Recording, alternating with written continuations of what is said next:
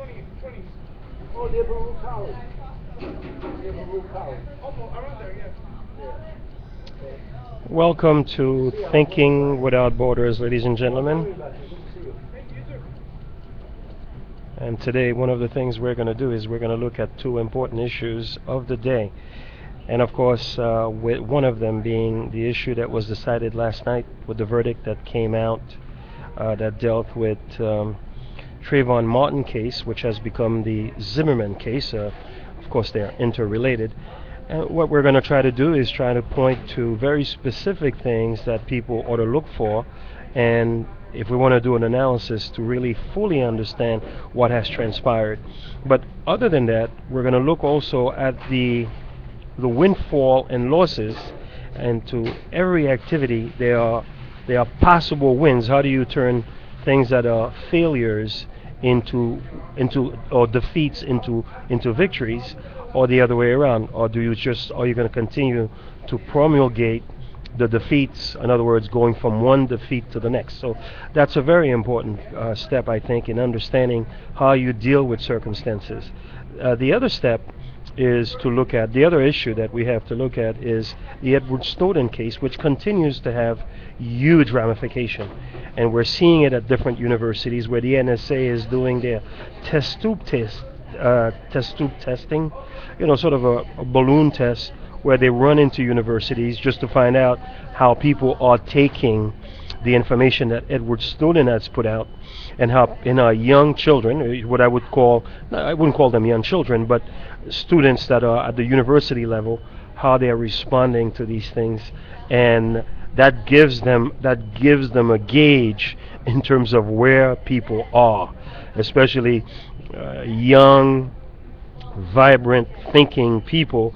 If they could be influenced in a certain way, then therefore it really reinforces that the press, the controls of media are very well in place. When in fact you're getting a different kind of report, then it means that Edward Snowden by himself has broken to the armor of the press and has penetrated the fundamental lies that exist in media today in shaping people's ideas. So that's where we are. That's what we're going to do. I'm going to take a quick pause, and I'm hoping that you can hear some of this music. But if you don't, we are located here in my makeshift office at Starbucks venue. It happens to be in Queens with a few friends not too far from me. So, and why don't we just go back to the music for a little bit, and then we'll come back and we'll look at the case itself.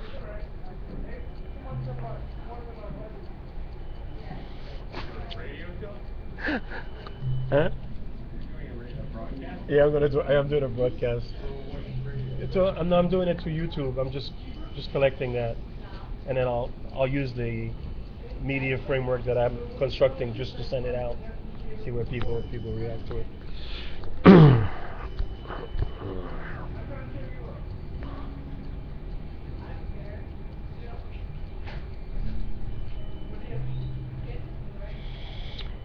Hey, we're back again. You're listening to and watching Thinking Without Borders. And one of the things that I think is very important in understanding what happened here, people can become very emotional about these issues, and I think these issues are they're very cutting, they're very biting. But one thing that I think there's an interesting element before we go into the specificity of the Trayvon Martin Zimmerman case. I think that needs to be said. People are looking at it. A lot of people, when they repeat what the press says, they say, well, this is again an issue where you divide races and so on and so forth.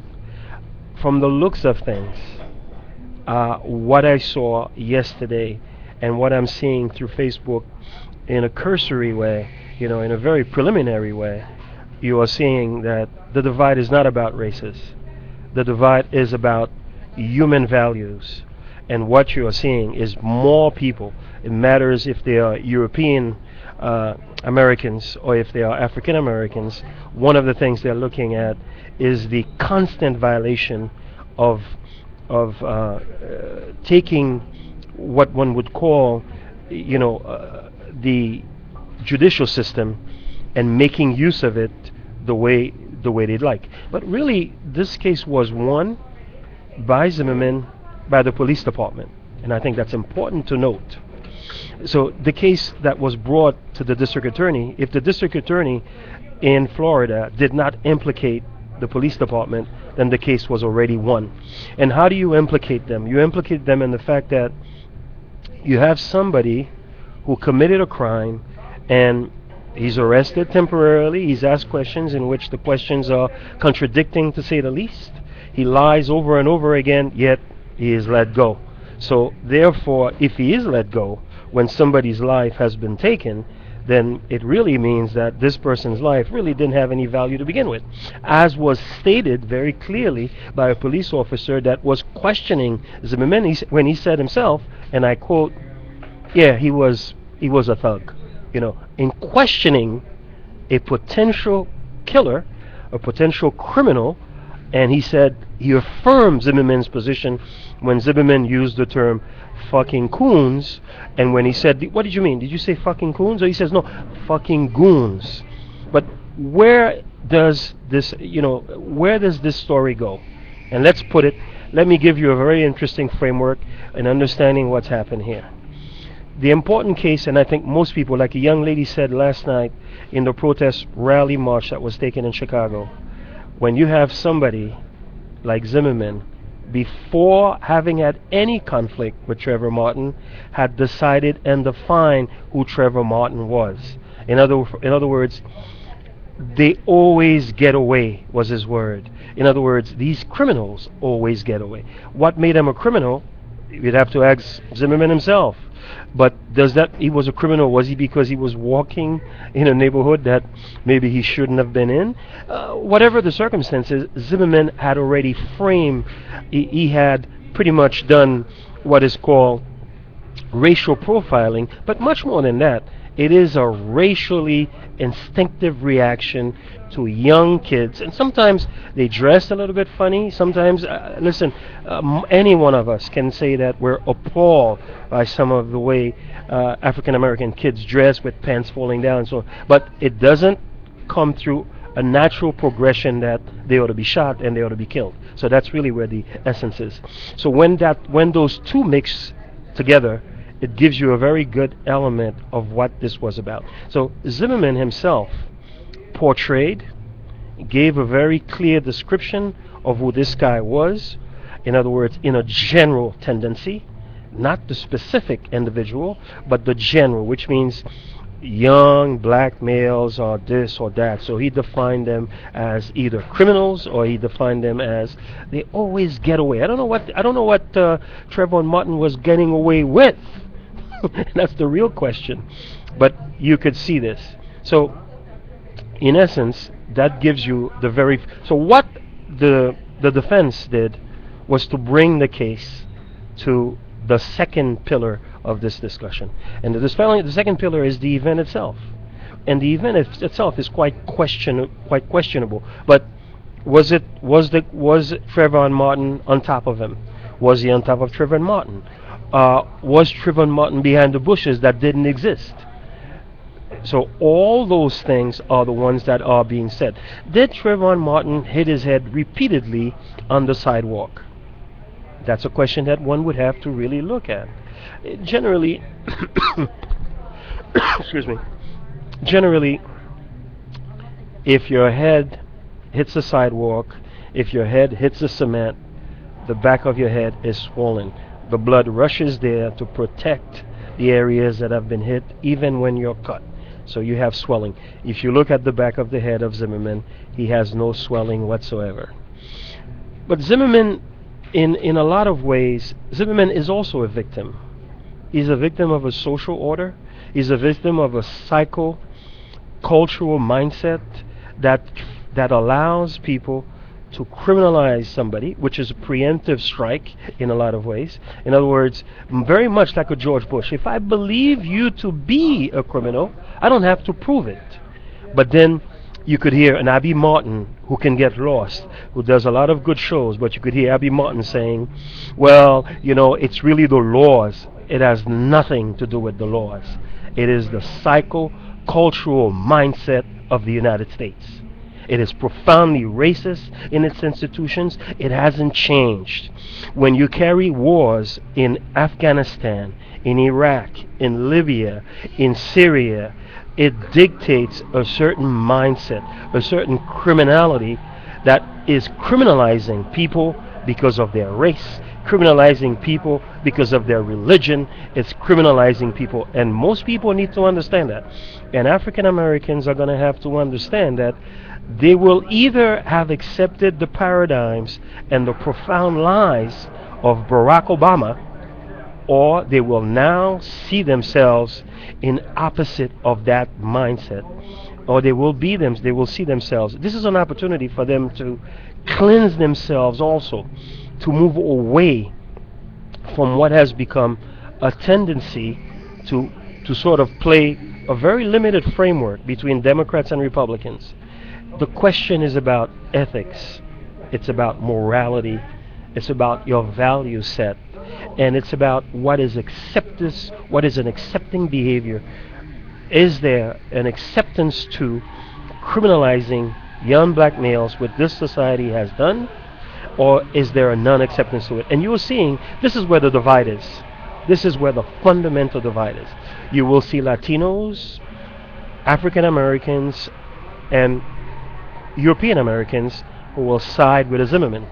And you will find Latinos that will call themselves, well, I'm a Latino, I'm not for the white supremacy mindset of what's going on. And you will find many European Americans, African Americans, Latino Americans who are profoundly appalled, but are yet to fully understand their dichotomy. The dichotomy is not about race. It's about ethics. It's not about race. It's about morality. It's about the value of each and everyone's lives in this society. It needs to be valued. And if you value life, you will understand that the war on drugs is exactly the contrary to that. It is valueless. It is, in essence, using certain paradigms to attack very specific groups.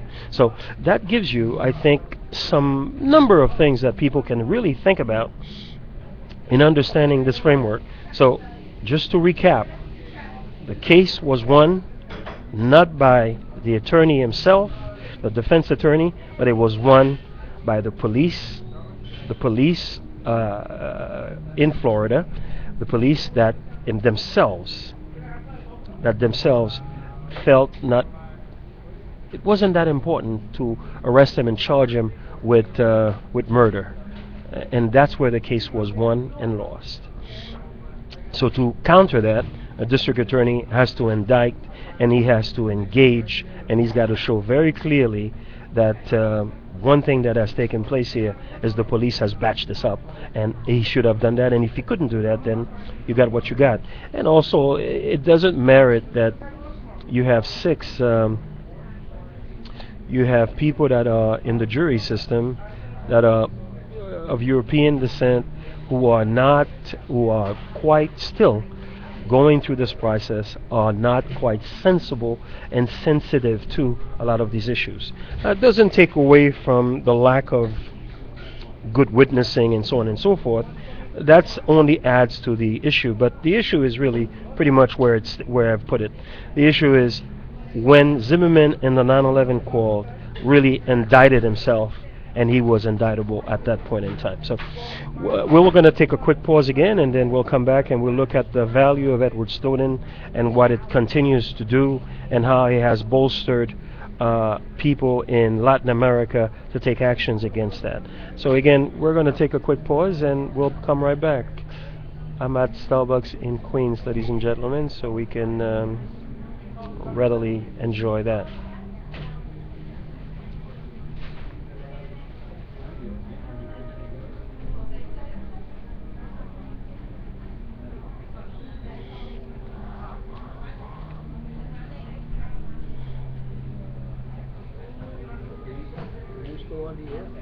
I am.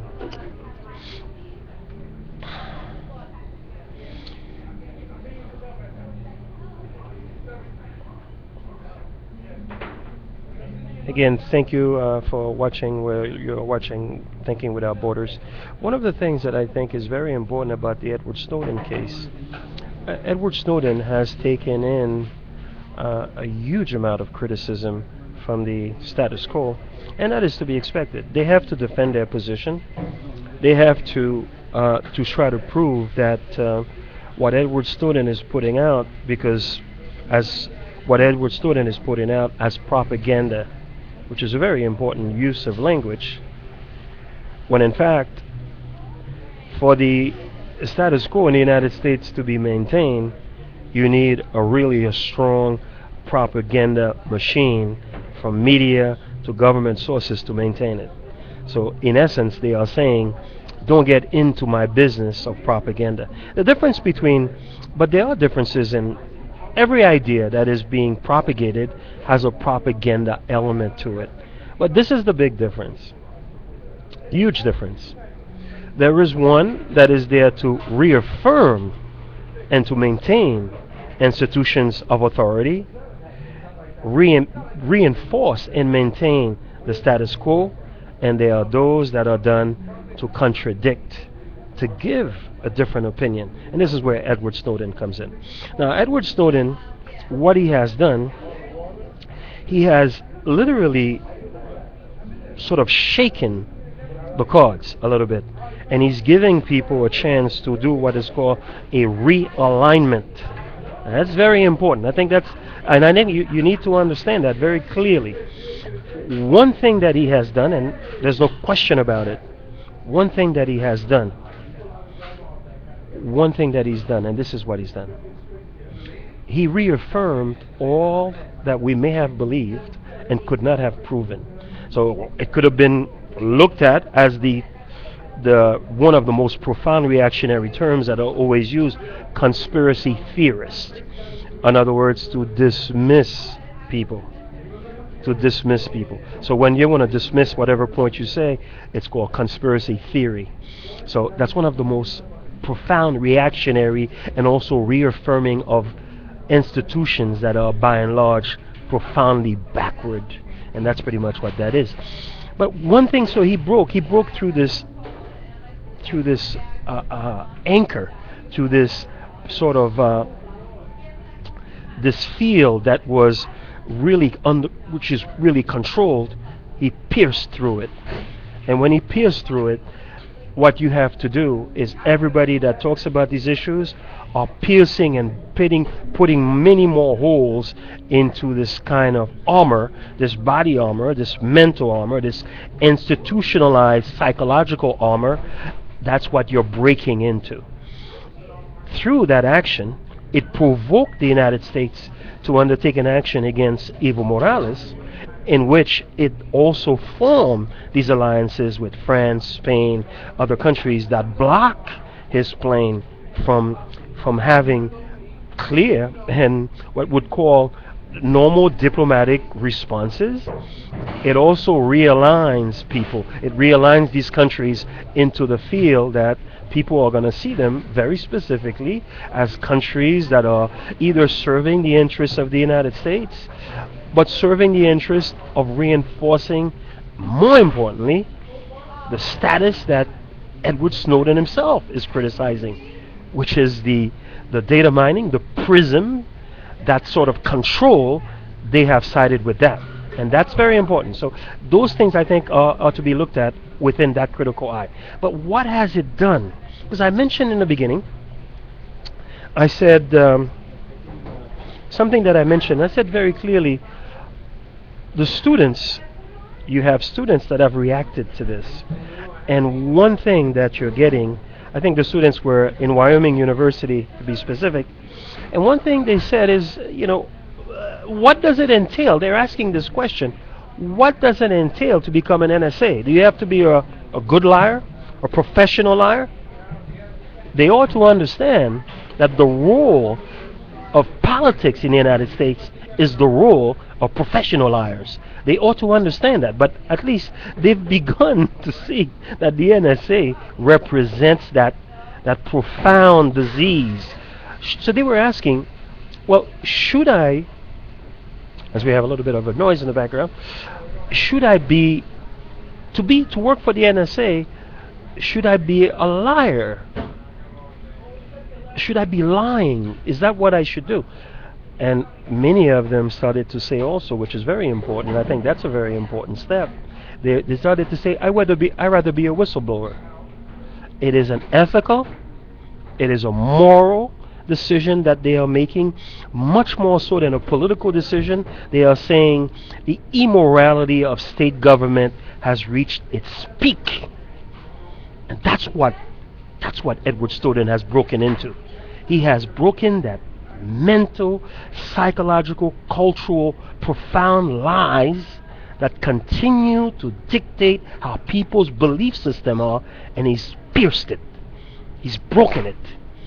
And one thing that you're seeing, it bolstered the reaction of the Latin American countries to say, we are going to take the step towards real democratic, humane values in offering Edward Snowden a pass to come here. We will grant him asylum. Europe can't do it. Because if Europe could do it, Europe would not have been involved in the wars against third world countries like Afghanistan, developing countries like Iraq, countries like Libya. Europe would not have been doing that also. Europe in itself is emblematic and systematic of the failed ethical morality that brings these countries down. So Europe itself has assembled itself with the immorality of the United States government, the immorality of the social political order that lives in the United States. So those are very important things. So last question, the last point that I want to make, because it's important to people to understand what are the directions that they ought to take. Well, the directions that they ought to take as it pertains to the Zimmerman Martin case is to understand that the social order, this political order, is really founded on white supremacy, in which the value of others, the other lives, when they are not of a European descent, is really secondary. It is not of great importance. But you need to have a four group of people, and the four group of people happen to be blacks, happen to be African Americans, because that's a negligible item.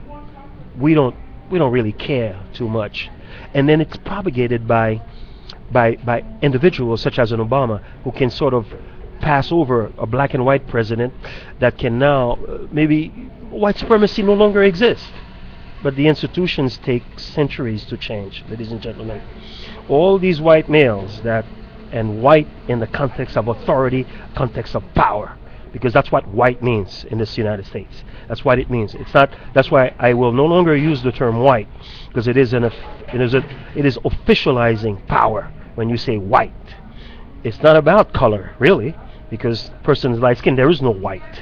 I mean, if you're looking at somebody white, maybe somebody completely dead. Even he or she really doesn't get to white.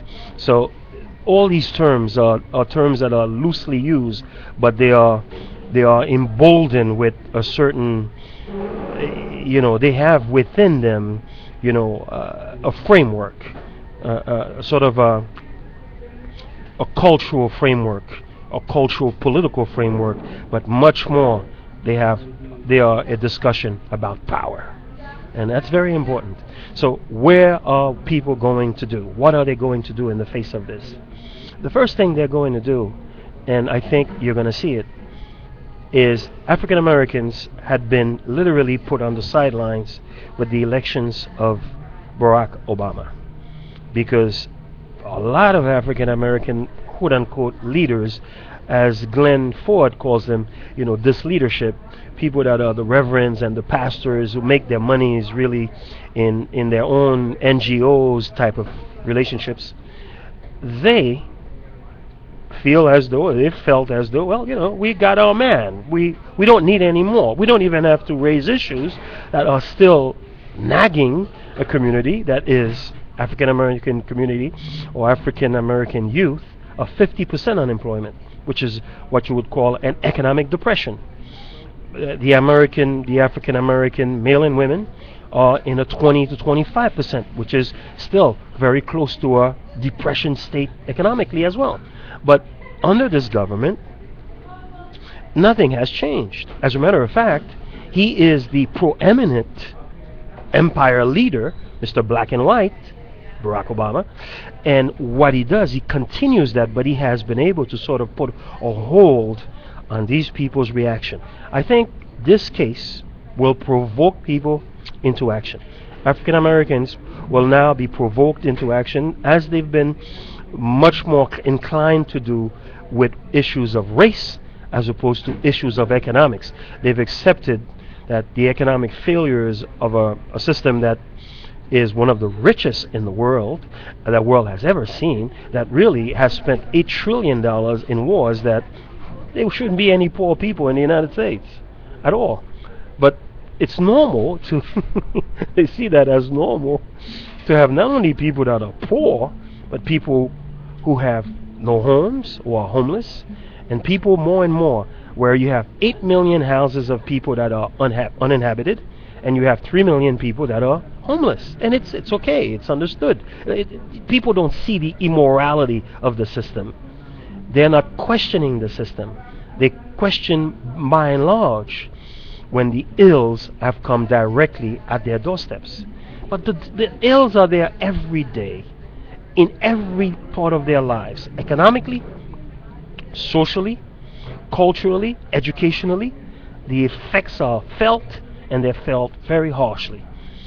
Doesn't mean in any way, shape, or form that they should not respond to the Trayvon Martin, but they have to get a bite. They have to expand the fight to understand the framework of what's going on here. And to me, that's what's happening. And I think you will see more and more people in African Americans that will get involved and understand the necessity that what's happening here, the manifestations of the criminality exemplified in Florida, is systematic or symptomatic of the social economical order. So that gives that. And finally, on the other point, Edward Snowden, like I said, there is a veil of lies that starts. I'll give you where it starts. Let me give you a simple theme that people can really grab at. And most people don't really value it the way I do. When you have a nation, even at its sports, even in its sports, right? Basketball, they're world champions. Baseball, they're world champions. They've changed the real football. They've put themselves football, and they call the real football soccer. All of those are part of myth-making America. You have to create the myths. People plunge into the myths, and they repeat World Series, world champions. You're not playing with the world. You're not the world. You're just a country with 300 million people. 330 if you want to be specific about it. I mean, if India would do the same thing and say every game that they play, when they play a cricket game between different parts of each country should have this sort of disease of calling every national sport. But you get my point. You get the point I'm making. You have to break those lies. You have to break these myths. And it is these myths that are, when you accept them, you will accept the lies that going into Afghanistan is for security. Going into Iraq is for security. You will not accept these lies as well. So Edward Snowden he's created a wedge, and he's creating a reshaping, a reorganizing of how we're going to view countries, at least for the next few years. So the more these kinds of situations continue to evolve, the more you will see these kinds of tension. But the break of that social, cultural, veneer based on falsehood is broken, and it needs to continue to expand, to create that rift so that more people will see more. Again, ladies and gentlemen, I didn't give you my name, but most people that are watching these shows really know my name. It's Hans. And we were listening to Thinking Without Borders. We looked at two issues that are cutting-edge issues of the day. I think when you look at the Zimmerman issue it is much more cutting edge in terms of the how people will respond. But the lynching in the United States has become, it's been part of the United States. It's part of Americana, let's put it that way. It's part of the makeup. The difference is it changes the venue from the lynching on the trees to the lynching in the courtrooms, and the media that is there to sort of play and try to play these different situations. But the reaction will be felt and the situation will be completely different in the sense that you will not see polarized groups based on race, but based on ethics, based on values, based on morality. So you will see people that will say, what was done here is wrong for such and such reason. And even those that want to sort of take a good look at it will take a good look at it in a much more profound way. And you will see that this is an opportunity for African Americans to get into the battlefield of changing lives, changing a social order that is by and large cancerous. Have a very good day and take very good care. You were listening to Thinking Without Borders, and this is it for today.